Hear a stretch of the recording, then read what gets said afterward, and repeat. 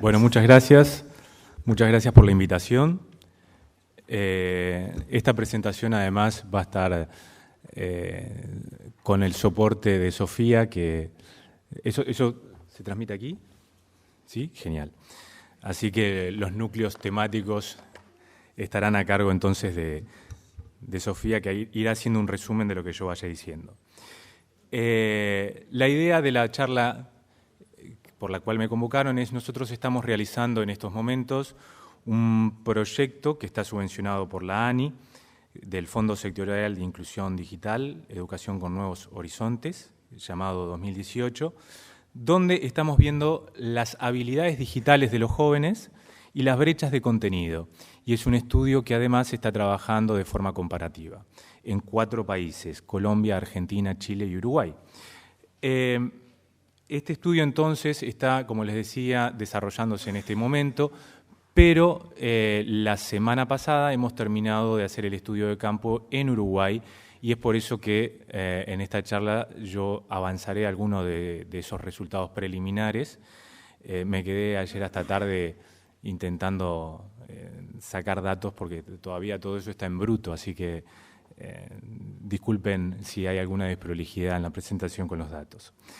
Les decía entonces que este proyecto es un trabajo con 2 universidades, la Universidad de Chile, que el responsable del proyecto es Lionel Brosi, yo soy corresponsable en Uruguay. Y como les decía, digamos, lo que se busca indagar es las habilidades digitales y la brecha de contenido desde la óptica, desde las juventudes, y desde una perspectiva de género también sobre las habilidades digitales y las brechas de contenido en línea, para profundizar y mejorar la calidad de los conocimientos y datos existentes en la materia. Hay una página web, no sé si tú la tienes ahí, Sofía, que es hablatam.net.es, donde ustedes van a tener más datos, si así lo desean, del proyecto. ¿Qué buscamos entender nosotros con estas habilidades digitales de los jóvenes? Conocer en profundidad la perspectiva y las prácticas cotidianas de las juventudes con las tecnologías digitales, con un foco en las habilidades que poseen, que les falta y que les gustaría aprender. Y por brechas de contenido, se busca explorar desde la mirada de las juventudes qué contenidos son los que faltan o les gustaría que existan en línea para desarrollar de forma adecuada sus habilidades digitales. También hay otra dimensión que nosotros estamos trabajando, que no estaba en el proyecto, que tiene que ver con la calidad de la información, que es indagar cuáles son las dinámicas por las que las juventudes buscan, seleccionan, chequean, consumen y comparten información, así como explorar cómo la perciben y entienden a las noticias de calidad, a la información de calidad. ¿Y por qué abordamos estas 3 dimensiones? Para los jóvenes para que los jóvenes puedan aprovechar los beneficios que Internet puede ofrecer, así como para gestionar mejor los riesgos y evitar los daños asociados, que es un poco lo que se estaba comentando aquí, en esta idea justamente de ciudadanía digital. También esto, como yo les decía, teniendo en cuenta la perspectiva de género y el contexto situado y sociohistórico propio. Esto es interesante también, digamos, porque estamos viendo estas dimensiones, como les decía, en 4 países y tratando de ver cuáles son las particularidades del contexto, del lugar, de la historia de cada uno de esos lugares. La investigación apunta entonces a capturar las habilidades existentes que poseen las juventudes, así como identificar mejor qué habilidades creen que son cruciales, pero que no han podido desarrollar de forma adecuada, como así también comprender desde sus propias voces cuáles son las barreras que existen para aprender dichas habilidades. ¿Cuál es el diferencial de este proyecto respecto a otros que ya abordaron esta misma temática? Ustedes saben que es una temática que ya fue abordada, por ejemplo, por Global Kids o recientemente por Transmedia Literacy, que fue un proyecto que hizo Carlos Escolari, del cual participó también Uruguay. La profesora investigadora de ese proyecto fue Rosalía Winocourt, con quien trabajamos en la Facultad de Información y Comunicación. Quizás esos proyectos lo que hicieron fue tener una mirada más bien cuantitativa sobre esas habilidades de estos jóvenes, y el sentido de nuestro proyecto es complementar y expandir esta aproximación a las habilidades digitales y brecha de contenido desde una perspectiva más cualitativa. También me gustaría que es importante señalar que este proyecto no se enfoca solo en la alfabetización digital o las habilidades para el futuro, sino que indaga sobre las propias prácticas cotidianas y habilidades que las y los jóvenes quieren aprender o cómo les gustaría aprender ese futuro, a partir de los talleres de codiseño y grupos de discusión. Así, a partir del mapeo cualitativo de las prácticas cotidianas en línea de los jóvenes, de sus habilidades digitales y de las brechas de contenido en Internet que identifiquen, se pretende formular una hoja de ruta para la currícula formal y los contenidos tratados en clase. De esa manera, las prácticas reales de las y los jóvenes podrían ser tomadas en cuenta a partir desde sus propias perspectivas y evitar miradas únicamente adultocéntricas. Finalmente, y a través de la metodología de codiseño y grupo de discusión que les comentaba, el proyecto busca explorar si es que los jóvenes poseen un conjunto de habilidades que les permiten una aproximación crítica y comprensión profunda del uso e interacción con tecnologías digitales para avanzar y desarrollarse como ciudadanos digitales en un mundo donde las TICs tienen cada vez mayor incidencia.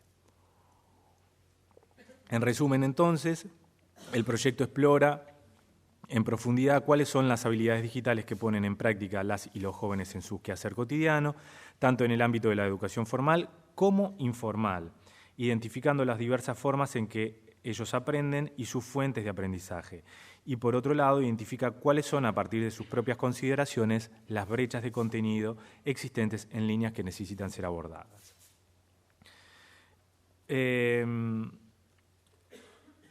Para ello, les decía, el proyecto se propone generar indicadores y datos validados en conjunto con las y los jóvenes que sirvan como aporte y referencia para el diseño de programas de innovación curricular en la formación docente, el diseño e implementación de actividades pedagógicas y en un marco de buenas prácticas para la generación de políticas públicas educativas en la región sobre los jóvenes y sus habilidades digitales.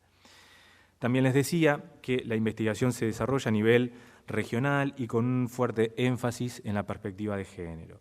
Es una investigación situada en 4 países y en diversos contextos culturales y educativos con un enfoque metodológico cualitativo. Rápidamente me gustaría también comentarles, antes de entrar en los resultados, cuáles son los objetivos específicos del proyecto. Son 4. Establecer y caracterizar las prácticas cotidianas más significativas relacionadas con el uso de tecnologías digitales de los jóvenes según su contexto situado. Esto supone identificar qué hacen, cómo lo hacen, por qué y para qué lo hacen, cómo valoran lo que hacen. Determinar y analizar las habilidades digitales que son digitales que los y las jóvenes identifican como las que poseen y despliegan en sus propias prácticas cotidianas, las que crean necesarias pero que no poseen y que las que les gustaría desarrollar. También, como les decía, el tercer objetivo específico es identificar las brechas de contenido existente en línea y que resultan más relevantes para las juventudes, diferenciando contextos situados y condicionantes de género, entre otros.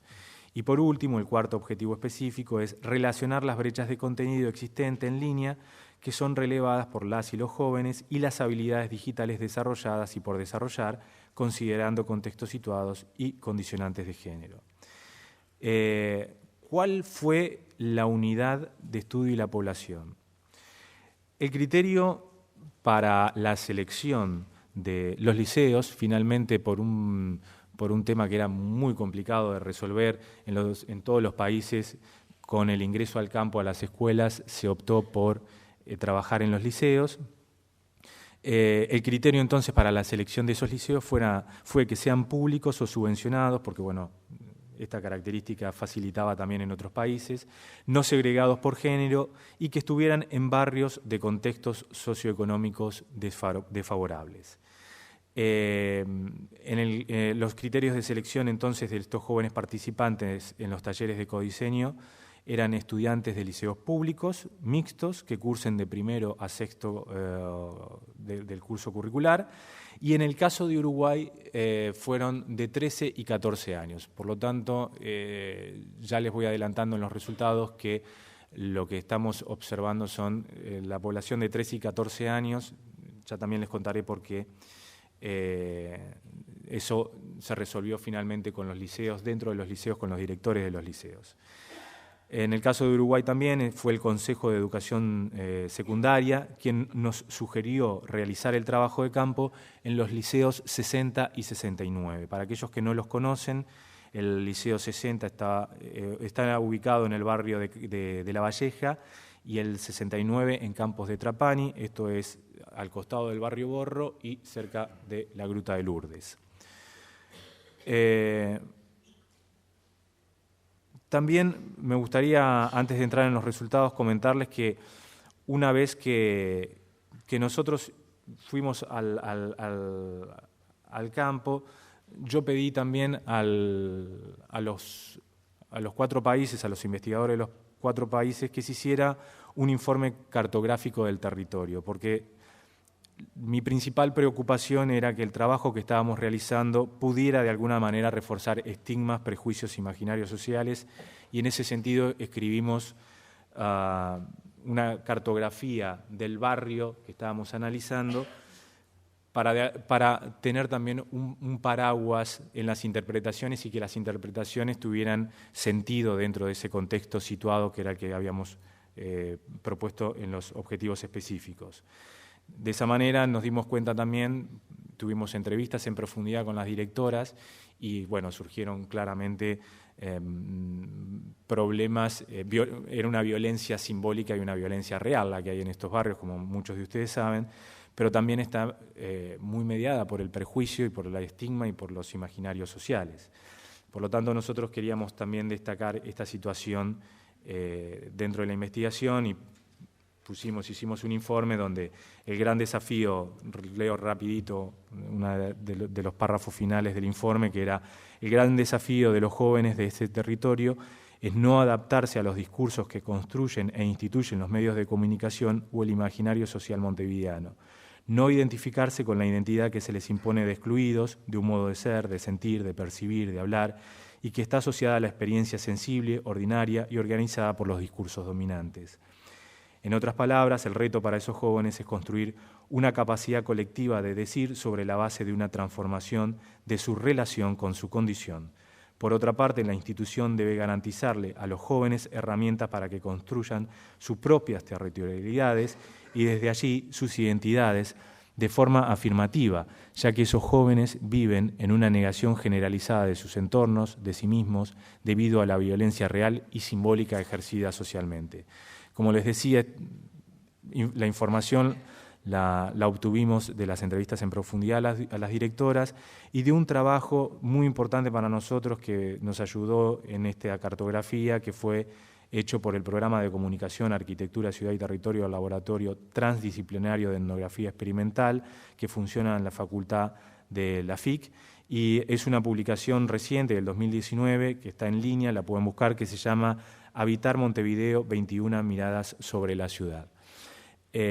Para nosotros, como les digo, era muy importante rescatar esto porque en las charlas con la directora nos decía, bueno, estos muchachos muchas veces tienen problemas, por ejemplo, para ir a Montevideo, están condenados socialmente por la mirada del otro, etcétera, ¿no? Digamos, cosas que ustedes ya saben, si ustedes quieren después no me detengo en esto, pero como les decía, era muy importante entonces dejar en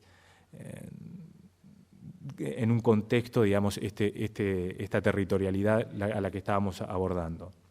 Ahora sí, en el resto de la presentación, lo que haré es avanzarles algunos datos de los talleres de codiseño y de los grupos de discusión. Varias cosas interesantes. En los talleres de codiseño, una de las primeras cosas que surge con muchísima fuerza en la práctica cotidiana de todos los jóvenes es los videojuegos, son los videojuegos. Esta práctica también coincide con el resto de los países. Sale con muchísima fuerza en Chile y Argentina. Colombia está más atrasado en el trabajo de campo, pero en Chile y en Argentina también sale con muchísima fuerza. Es decir, todos los jóvenes están jugando videojuegos, todos. La mayoría, además de los estudiantes, manejan perfectamente los sitios donde ir a descargar los juegos, los cuidados que tienen que tener para descargar los juegos, saben cómo craquear los juegos, son conscientes que hacen piratería Conocen además varios tips, varias pistas para llegar a los juegos de pago de forma gratuita. Tienen un gran know-how en todo ello. Saben cómo manipular en algunos casos la tecnología para que el juego no se tranque o, esto literalmente, o el pin no se caiga. Ustedes me preguntarán qué es eso. Bueno, nosotros también nos fuimos desayunando. Tienen un gran vocabulario técnico, pero un gran vocabulario técnico. En algunos casos se identifican además con el código de los propios gamers. Tienen un vocabulario específico de la jerga de los gamers de videojuegos. Se observa además categorías o niveles de saberes en ese dominio técnico en los juegos. Quizás una primera categoría sería aquellos que saben descargar y jugar solamente. Una segunda categoría que son aquellos que tienen la información sobre las plataformas, tutoriales, tipo de descargas de juego, etc. Y una tercera categoría es que saben hackear y manipular la tecnología para la conexión, para que el juego y la conexión sean más rápido. Saben manipular el juego, bajarle la resolución, etcétera, etcétera, ¿no? Técnicamente. La mayoría entonces de las y los jóvenes, como les digo, juegan a los videojuegos. Las prácticas también se refuerzan en todos los países se están jugando muchísimo. No encontramos nosotros allí una diferencia de género. Fue una hipótesis primero que la llevamos a los grupos de discusión, ya les voy a comentar. La hipótesis era que quizás los varones jugaran juegos de guerra más violentos que las muchachas. No fue así. Incluso en uno de los grupos de discusión, una de las muchachas juega un juego que es más violento que el que juegan los varones, que es un tipo que va sacando con un hacha, arrancando cabezas. Esta muchacha además es una excelente alumna y muchos de ellos juegan en comunidades de videojuegos. Este dato creo que es muy importante, porque estamos siempre pensando en las redes sociales, como contaba anteriormente Marcela, los lugares donde puede haber una violencia en el ciberespacio, pues todos los estudiantes están jugando los videojuegos en línea y cuando juegan los videojuegos en línea tienen la posibilidad de hablar con otros jugadores nacionales e internacionales. Todos saben cómo hablar y hablan con jugadores nacionales e internacionales conectados en línea cuando juegan. Y esto lo hacen a partir de plataformas como TimeSpeak o Discover. Para aquellos que no tengan ni idea, bienvenidos al mundo de los jóvenes. Muchos de ellos también están utilizando plataformas que incluso los mismos investigadores desconocían, como Like, Minecraft, Tutuap, Aptoide, Goer, entre muchísimas otras. Es decir, hay todo un mundo, también lo comentaba Marcela antes, ¿no? Hay todo un mundo de plataformas y de formas de jugar, de entretenimiento, etcétera, que están por fuera de la que conocemos nosotros los adultos. Habilidades en la búsqueda de información. Se observa también estrategias en la búsqueda de la información, por ejemplo, escolar. Este también es interesante porque es un elemento diferencial respecto a los otros países. Sería interesante saber si el Plan Ceibal tiene algo que ver en todo esto, o con los docentes de informática, o con alguna de esas dimensiones u otra dimensión. Los estudiantes seleccionados ya habían tomado cursos de informática. Les decía yo que nosotros tomamos estos grupos de 13 y 14 años porque una de las directoras de las escuelas nos dijo, mirá, nosotros ya tuvimos este grupo de estudiantes que pasó por informática. Sería interesante saber cuál fue el resultado de esos cursos de informática, quizás a ustedes les sirva. Dijimos, sí, bárbaro. Y fue con esos chicos que trabajamos. En uno de los liceos, también el Liceo 69, tienen un curso extracurricular de robótica. Y en ese curso participan tanto varones como mujeres. Una cuestión curiosa ahí es que detectamos que hace muy poquito se jubiló un docente de informática, por lo tanto si se jubiló tenía unos cuantos años, y esta persona mayor logró la atención y el interés de los estudiantes y sale con muchísima fuerza en los grupos de discusión Y le agradecen a este profesor porque los vinculó con distintas dimensiones, áreas de interés, etcétera, etcétera. Nos llamó la atención, incluso, bueno, yo me quedé con su teléfono y su mail, quizás la llame para ver el trabajo que hacía, pero también nos decían los directores que esta persona logró traer o vincular la tecnología a intereses reales, cercanos, a lo cotidiano, y esto los estudiantes sale en el discurso de los estudiantes en los grupos de discusión. Pero volviendo a la búsqueda de información, les decía, los estudiantes saben, por ejemplo, que no tienen que poner lo primero que encuentran cuando ponen en el buscador y tienen que chequear la información. Esto es un diferencial de Uruguay. No ocurre esto en Argentina ni en Chile. En Argentina y en Chile ponen lo primero que aparece en el buscador. Un caso curioso, uno de estos dos liceos, Wikipedia es una mala palabra. Les dicen que no tienen que buscar en Wikipedia porque la información que está allí la puede escribir, modificar cualquiera, entonces que no es una información seria ni segura. Entonces les preguntábamos, bueno, ¿y qué hacen entonces los docentes que los mandan a buscar información? Y en general esos docentes les dan una cantidad de páginas web para que busquen esa información. No son muchos tampoco lo que les dicen a los estudiantes que vayan a buscar información a la web. No ocurre lo mismo en el otro liceo con Wikipedia.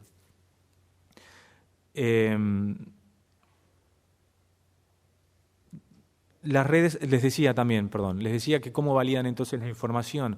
Ellos dicen, bueno, lo que hacemos es, buscamos esa información, se repita en varias páginas y vemos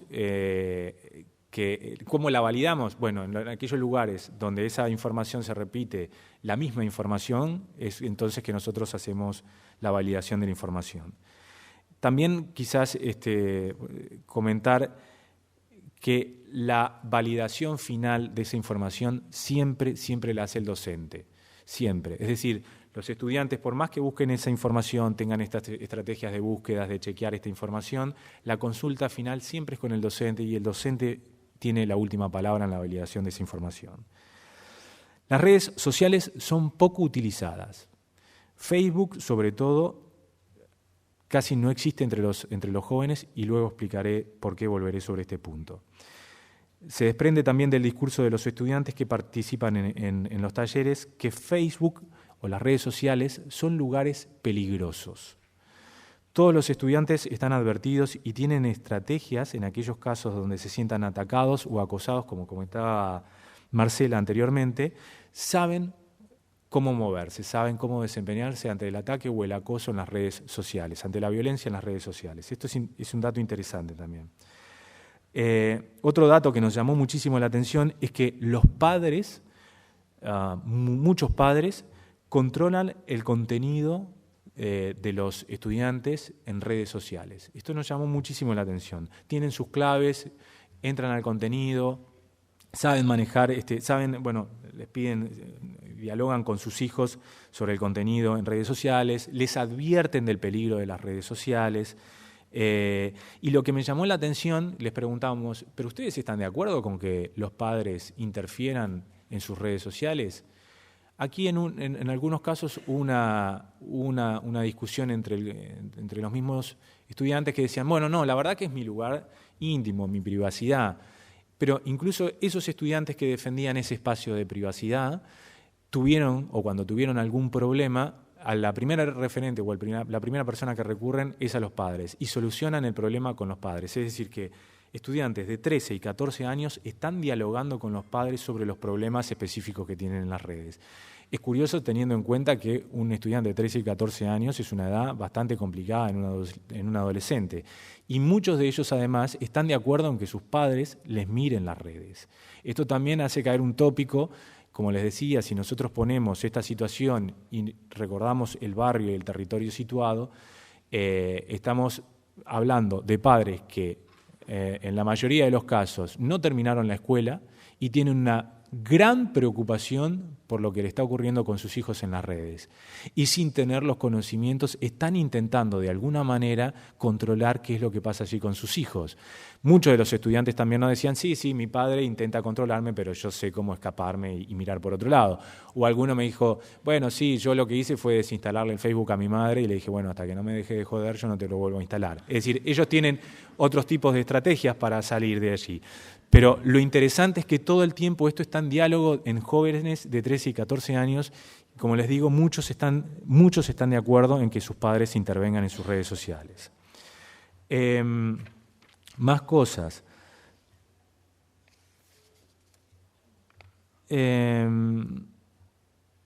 Las chicas utilizan mayormente Instagram y Like, esta plataforma que les decía, y no usan Facebook. Casi nadie compra cosas por internet y en los pocos casos que lo hacen son los padres o los hermanos mayores quienes habilitan las tarjetas de crédito. Una cuestión que nos llamó muchísimo la atención y que es súper interesante para investigar, que apareció, digamos, en los talleres y luego lo vimos en los grupos de discusión, es la gran cantidad de seguidores y consumidores de anime que hay en los liceos. Y es una práctica de consumo habitual. Y tienen una gran información sobre las series asiáticas, el anime. Hay una serie que todo el mundo la vio, que se llama Naruto, no sé si alguno de ustedes la conoce, yo no tenía ni idea. Pero muchísimas series en japonés y saben dónde ir a buscarlas al lugar original y saben dónde ir a buscar los subtítulos para ponerle a esa serie, ¿no? Es un submundo que nos encontramos allí. Hay muchísimo consumo del pop coreano. Es una subcultura que está presente en los dos liceos también, ¿no? Nos llamó muchísimo la atención, incluso cuando se habla de brecha de contenido, el idioma es una brecha. Algunos decían, bueno, sí, yo quiero aprender idiomas, y le decíamos inglés. No, me gustaría aprender japonés. No es lo habitual, pero hubieron casos donde querían aprender chino o japonés. Tampoco allí nosotros identificamos por ahora alguna importancia desde la perspectiva de género. Como les digo, la mayoría de, ya sea varones o chicas, saben buscar, descargar, manipular juegos, ir a los sitios donde los juegos, ya les digo, de pago son gratis, cómo generar archivos fantasma para burlar los sitios de pago, cuáles son los mejores sitios de descarga, etcétera, etcétera. Tienen una cantidad de estrategias que es increíble, ¿no? También se les preguntó cómo sabían hacer esto, cómo aprendieron a hacer esto, de dónde aprendieron a hacer esto. Y todos responden por amigos, por la familia. En la familia siempre algún hermano mayor en general los introduce en el mundo de los videojuegos o en la información o en las trampas o en los tips. Y aparece con mucha fuerza YouTube. YouTube aparece con muchísima fuerza y también en otros lugares. Los tutoriales de YouTube es un lugar recurrente para los estudiantes, para aprender cosas, para saber cosas, y resuelven muchas de las cuestiones a través de YouTube. Se detecta entonces que estos tutoriales son importantes para el aprendizaje y uso de prácticas por fuera del sistema escolar. Respecto a la brecha de contenido, no fue fácil para los estudiantes identificar, ¿no? Dice, bueno, ¿qué te gustaría aprender? ¿Qué te falta? No sé, yo tengo todo, ¿no? Yo todo lo que necesito sé dónde encontrarlo, dónde buscarlo. En los trabajos, en los talleres, finalmente lo que ellos detectan o lograron detectar, como les decía, una de las brechas más importantes allí es el idioma. Pero curiosamente también nosotros les decíamos, bueno, pero ¿cómo resolvés el tema del inglés, por ejemplo, en los videojuegos? Porque muchos de los videojuegos, o cuando tenés que descargar, las órdenes son en inglés, etcétera. Dice, no, para mí eso no es un problema.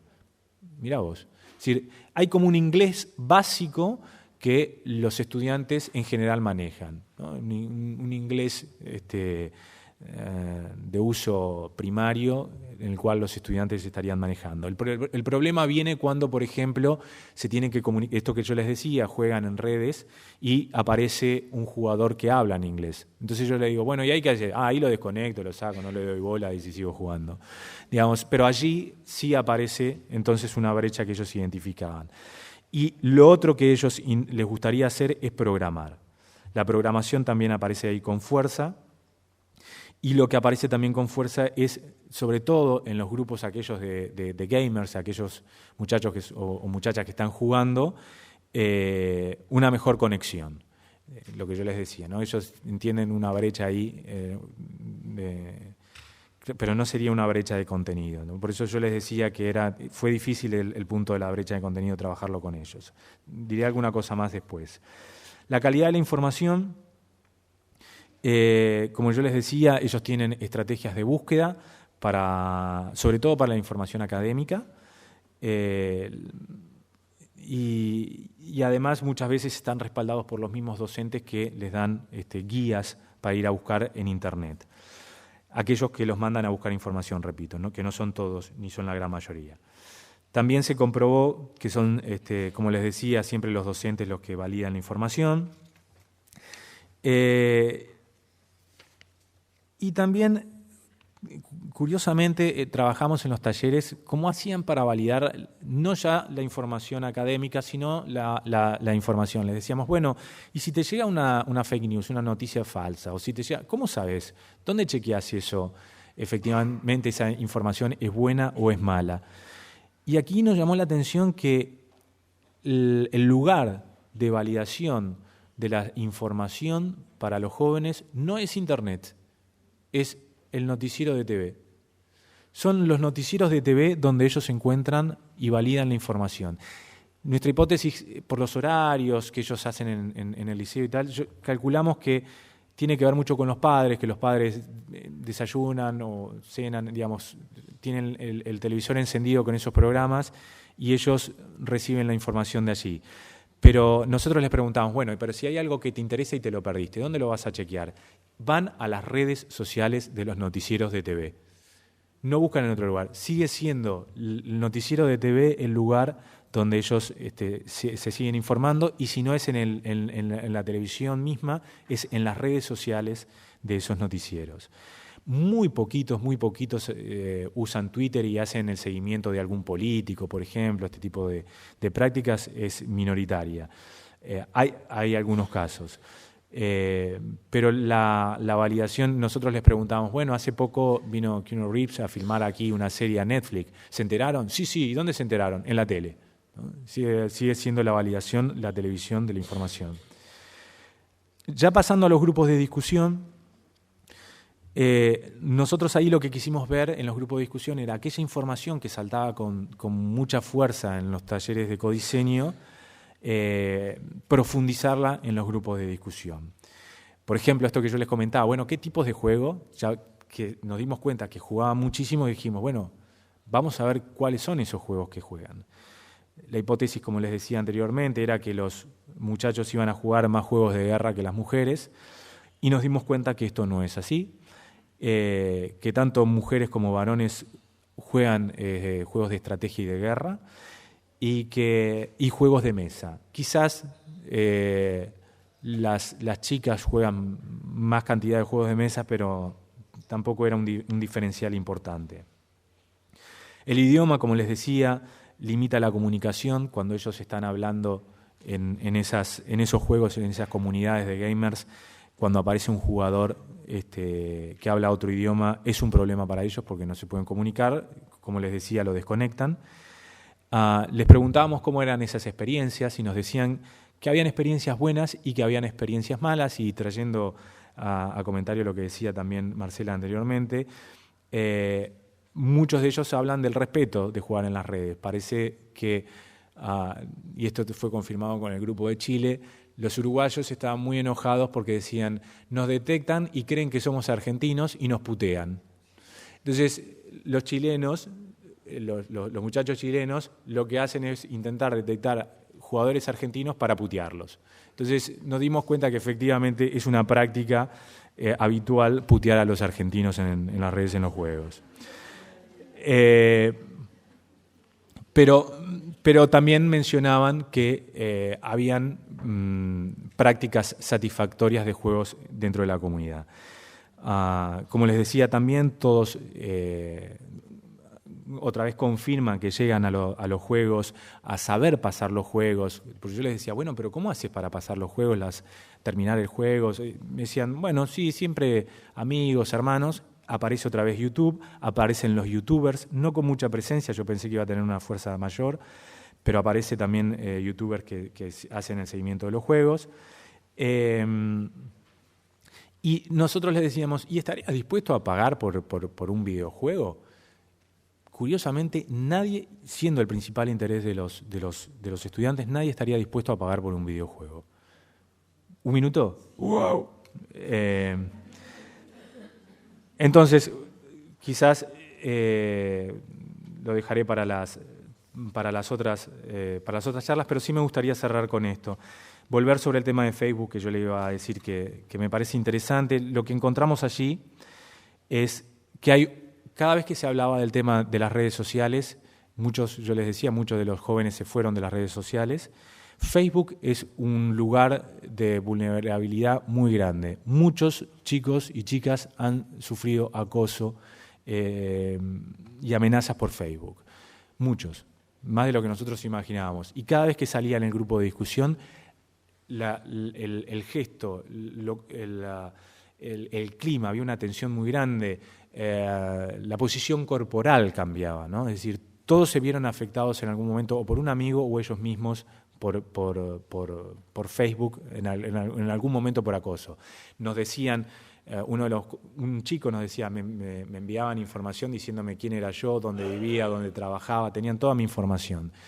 Otro de los grandes problemas que salió allí es que, claro, uno pasa su número para grupos de WhatsApp, pero ese número después no tiene control y sigue pasando y nunca sabe dónde termina, y a partir de allí también por WhatsApp comienzan a llegarles amenazas de números extraños en el teléfono. Ante estos casos, como les decía, es interesante que los estudiantes se apoyan en sus padres y con sus padres finalmente terminan de resolver cuál es la mejor situación o la mejor solución para ese problema. En general, como les decía, muchos han cerrado las cuentas de Facebook por este problema. Bueno, no sé, lo dejo por aquí y en todo caso, en el turno de preguntas puedo profundizar más. Gracias.